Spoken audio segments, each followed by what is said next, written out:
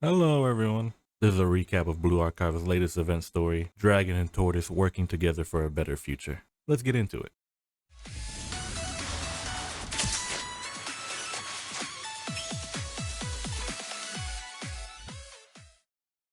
The story starts with Sensei receiving a call from someone. Sensei asks who they might be, and she introduces herself as Akashiro Rumi, the president of the Black Tortoise Promenade. She requests Sensei to help her solve a problem. She then invites Sensei to come visit the promenade.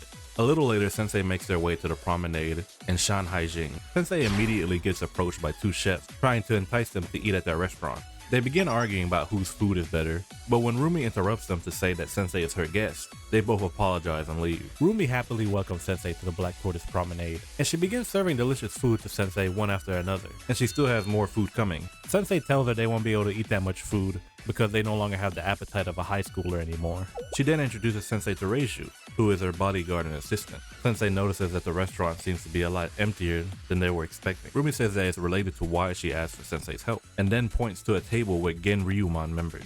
Rumi explains that they show up to order one plate of food and just stay there scaring off other customers, which is obstructing her business. Sensei asks if she can't just ask them to leave, but Rumi says that the relationship between the Black Tortoise Promenade and Genryumon isn't good.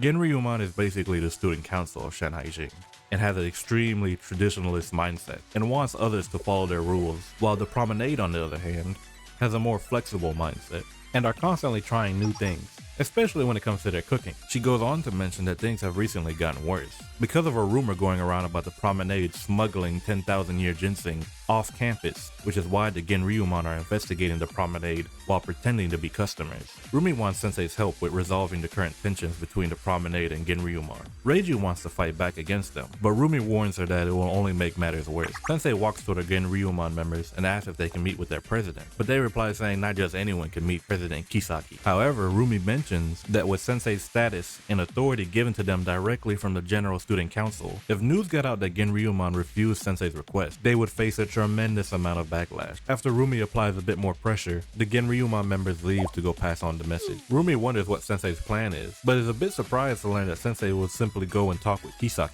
She tells Reiju they should accompany Sensei because she also wants to talk with Kisaki. Reiju says she will do her best to protect Sensei. They make their way to Genryumon's headquarters, where they're able to meet with Kisaki. Kisaki mentions she's heard a lot about Sensei and would have liked their first meeting to be under different circumstances. She then introduces her executive officer and personal guard, Mina. She knows that Sensei is here because of the situation with the 10,000-year ginseng.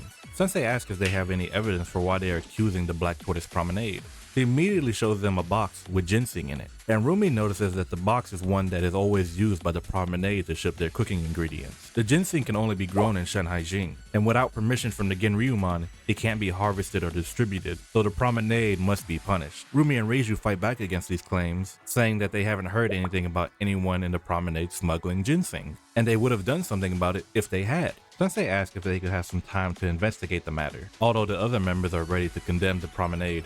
Kisaki is fairly reasonable and says that she will give them a short grace period so that they can try and prove their innocence. While thinking of what they should do next, Sensei and the girls are attacked by some Genryumon members. They beat them, and Rumi assumes Kisaki wasn't behind the attack, since she knows her well enough to know that she wouldn't do something like this. Rumi then decides they should learn more about the ginseng, and she knows someone who has worked with it before. They make their way to the Eastern Alchemy Society lab, where they meet Saya.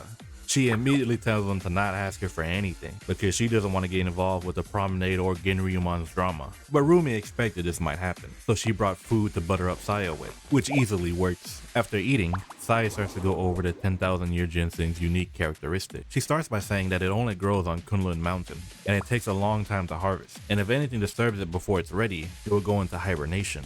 Also, its overwhelming bitterness makes it inedible. But if you can refine it into a medicine, it can greatly increase your focus, stamina, metabolism, and even your cognitive processing. However, making it into a usable state is extremely tedious with lots of steps, and someone would need to be highly skilled for it to turn out successfully. And as far as Saya knows, no one in Shanhaijing besides the Eastern Alchemy Society has the equipment to process the ginseng. At that moment, Saya realized there was someone who used to experiment with ginseng, but she doesn't share this information with the others. Rumi decides they should head to Kunlun Mountain to look for more clues. Sensei struggles to walk up the steps of Kunlun Mountain, so Rumi and Reiju tease them. But before they can convince Sensei to start kung fu training, they get stopped by Mina.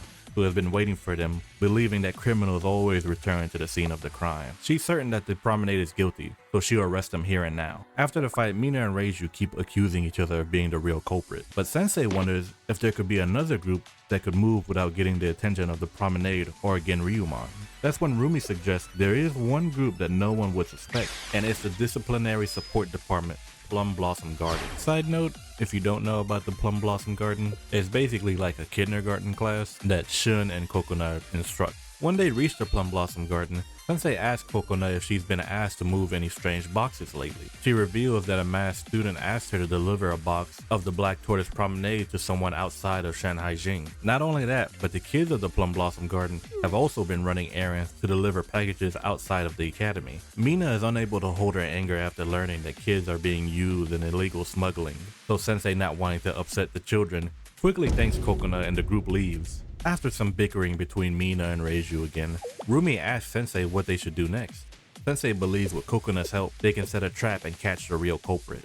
While Mina and Reiju are preparing for the trap, Rumi starts to talk to Sensei about how she would much prefer to cook all day and make people happy with her food, but she ended up becoming the president of the Promenade, so now she is responsible for a bunch of students and has to deal with school politics, always trying to stop problems from arising with other groups. Even when she's able to smooth things over this time, she knows there will be a next time, so all she can feel is a fleeting sense of relief and never truly being rewarded for her accomplishments. Sensei praises her for how insightful she is about her situation, but she warns Sensei not to compliment people too often, because people who do tend to get themselves into trouble. Rumi says it's time for her to go escort Kokona with the delivery and promises to keep her safe. As she leaves, Sensei is approached by a mysterious Genryumon member. It turns out to actually be Kisaki in disguise, and she wanted to see how things were progressing in the investigation. After Sensei tells Kisaki everything, she's glad she sent Mina to meet them on Kunlun Mountain, hoping that Mina would fix her narrow-mindedness while working with them. Kisaki also mentions never being able to deal with Rumi. Sensei guesses they have history,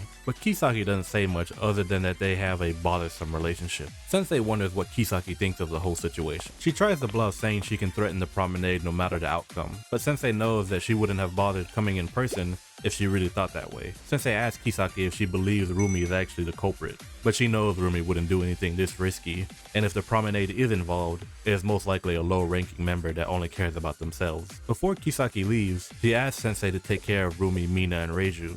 Sensei thinks she has a soft spot for the Promenade, and she replies with saying she cares for all of Shanhaijing. In the next scene, we see that Sensei's plan worked. Two shadow silhouettes are talking, and one is complaining about the latest box of ginseng only containing carrots. Mina shines a light on the two culprits, and is shocked to see one of them is a Genryumon member. When Mina asks her why she did all this, she revealed she wanted money to help her take Mina's spot as second in command, all because she wanted to get closer to President Kisaki, and believes Kisaki's attention is wasted on Mina. Everyone thinks she must be an idiot, including Seiya, who has just arrived and wants some answers to who their boss might be.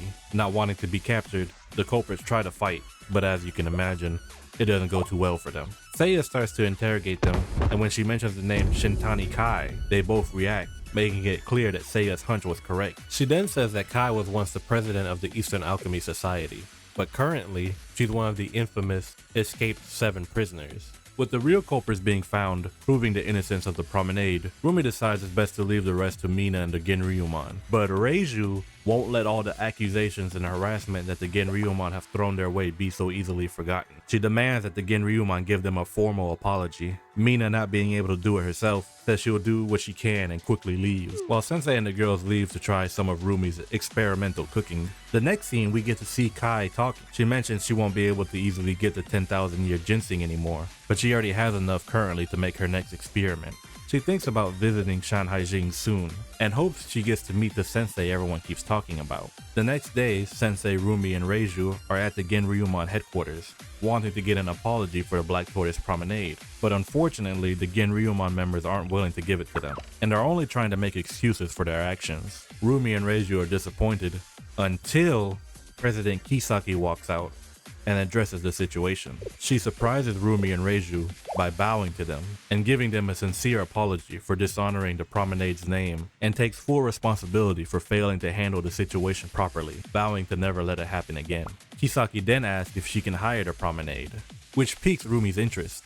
Kisaki believes because of the recent strife, there is a down atmosphere in Shanhaijing, so she would like to throw a party, inviting all students of the academy, along with Sensei, to enjoy a feast prepared by the Promenade.